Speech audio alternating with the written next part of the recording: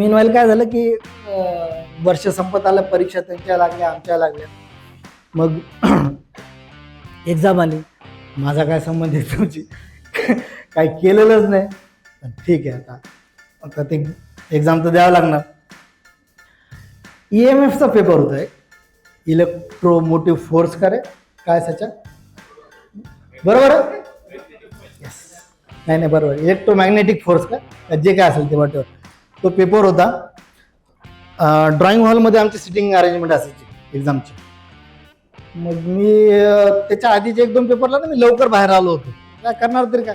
पण मग बाहेरून खूप कंटाळा आला होता मला, सगळेच आतमध्ये. मग तो EMFचा पेपर सुरू झाला, मग क्वेश्चन पेपर आलं. म्हटलं अरे काय करावं आता, बाहेर जावं तर बाहेर कोणी नसतं, मुलांचे पेपर चालू, मुलींचे पेपर चालू, घरी जावं तर शिवाय देतील, काय करणार काय. म्हटलं बसा इथंच. अशी पाहिली प्रश्नपत्रिका, अशी पाहिली, एक प्रश्न माझ्याकडे पाहायला लागला. म्हटलं मीच म्हटलं तूच सुरू केलेलं आहे. जेतेचा पेपर माझ्या पुढे ना हेमंत होता, हेमंत कोल्हे मित्रांचा.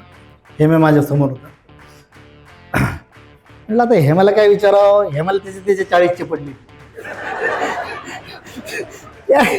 त्याचे पास व्हायचे मागे आपण कुठं असून चांगलं काढते. त्याचं लिहून आपण मी माझं सुरू केलं.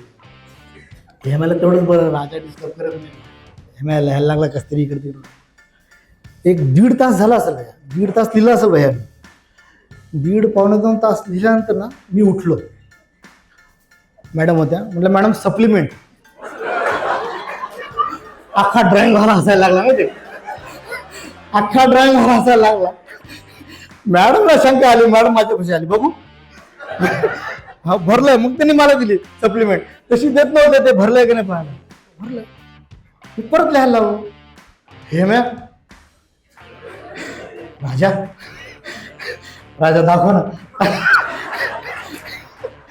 अरे म्हटले हे मॅ तुझं लिहित, प्लीज दाखव, आराम करा, प्लीज दाखव. राजा फार कुठे, मी परेशान आहे, माझं 5चे वांदे.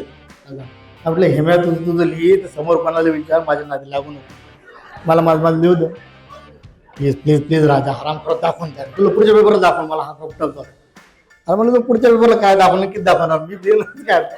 म्हटलं हे मॅ तुझं लिहि, मला लिहू दे. झाला पेपर झाला, बाहेर आल्यावर तुला शिवाय द्यायला लागला. मला राजा हराम करून एवढा पेपर लिहिला, मला काहीच दाखवलं नाही. सगळ्या मित्रांना सांगायला लागला, असं तसं. रिझल्ट लागला 1 महिन्यात. EMF मध्ये राजा मगर 0 मार्क.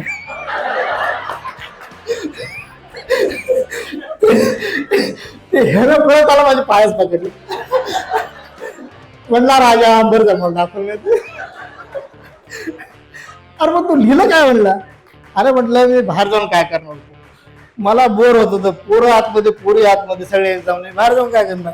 म्हणजे असं पलटून पाहिला, असं पडलं. त्याच्यात ना एक क्वेश्चन होता, इलेक्ट्रिक ट्रॅक्शन मोटरचं असतं ना, त्याच्यावर क्वेश्चन होतं. सुन्या आठवतं काही, पास झालता ना. तर त्याच्यावर क्वेश्चन होता. तर 1988-89 मध्ये काय झालं, माझ्या वडिलांना ना स्पॉन्डिलायसिसचा त्रास झाला. तर त्यांना ट्रॅक्शन दिलं होतं.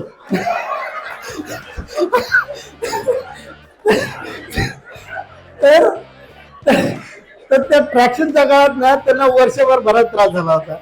ते ड्युटीला जायला निघायचे, तिथून अर्ध्या रस्त्यातून कधी वापस यायचे, चक्कर यायचे. आणि आमचं सगळ्या घरानेच बराच म्हणजे त्रासलं होतं घर, की बाबा कधी वडिलांना कधी बरं वाटेल. आणि मग माझ्या डोळ्यासमोर ट्रॅक्शन म्हटलं की ते सगळं पिक्चर आलं. मग मी सुरू केलं, once upon a time there was man suffering by spondylosis. आणि जी स्टोरी, जी मला सुचल, जे घडलं घरादार, ग्रामरची आई बहीण एक करून टाकली. आपलं कसं म्हणून म्हणलं आपल्याला कुठं वाचायचं, तेव्हा वाचायचं.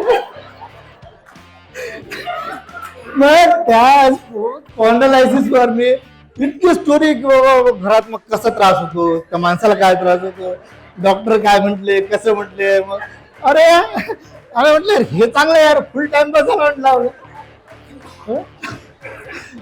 हे मला म्हटलं बरं झालं बाबा, मला काय दाखवलं.